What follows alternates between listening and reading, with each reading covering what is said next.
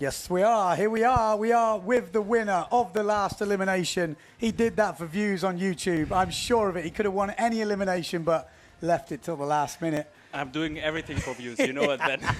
No, man, how was that? Wow, feels fantastic. Feels like a lot of work is paying off.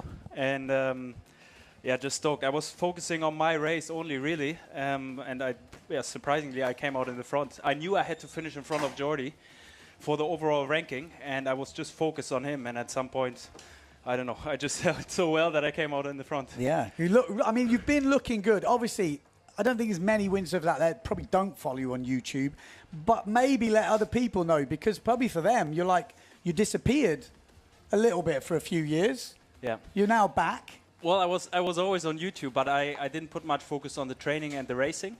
More on the office side, let's say, and I'm focusing more or fully on racing now, and it seems like it's paying off, and it has to pay off, otherwise it doesn't make sense, or I'm doing something wrong. Yeah. But this is a confirmation for me that I'm doing something right. And is that your first win? It's my first win in an elimination. I will apologise now because we didn't follow you over the line because there was drama for third place. Yeah. Matteo Iachino, obviously Pierre, and actually Pierre has now overtaken Matteo because Tati Franz was in between. Okay. So actually Pierre now ends up on the podium. So we didn't follow you. I did see the claim because that's a big win. I mean, that's huge. I mean, there's some...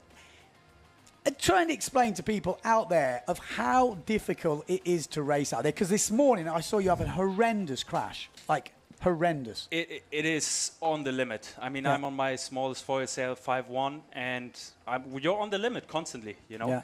And it's only because we put in hours, and it's very similar conditions in Tenerife in our winter training that we have here, and that's why we're kind of able to make it work. But it's insanely difficult because the waves are like head high, easily maybe higher. Yeah. And you're going down, you're going up, you're going down, and you're constantly moving, and your focus is, you're always reading the waves non-stop. Yeah.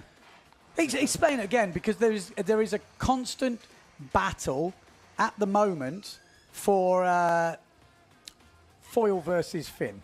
You know that, I know that. But explain to people what it is like, because the foil can look quite static. But when I speak to the foilers, I speak to you guys, they say it is just a massive mental game. You cannot relax the brain for like 1 second, because as soon as you do, boom. It's exactly what you're saying. And on the foil, you have to be so much more focused than on the fin. I would say the fin is physically a bit more demanding, but mentally the foil is so challenging because, as you saw, like the split second you look somewhere. Actually, when I crashed, I remember seeing someone above me and focusing just for half a second on that person, and that was it. Yeah.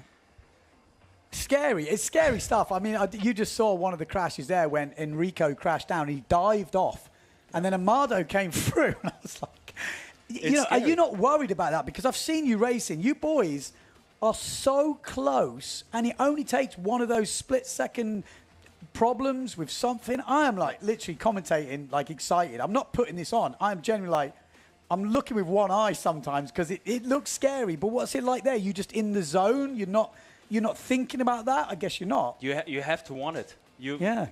Every time I'm approaching the starting line, I'm like, I'm ready for this. I'm ready for this fight. I'm ready for the close, kind of scary moments. And I remember when I crashed, I was just like, oh, hopefully there's no one behind me. Yeah. Because that's when you're done. And I don't know. You just know that it can happen. And I mean, knock on wood.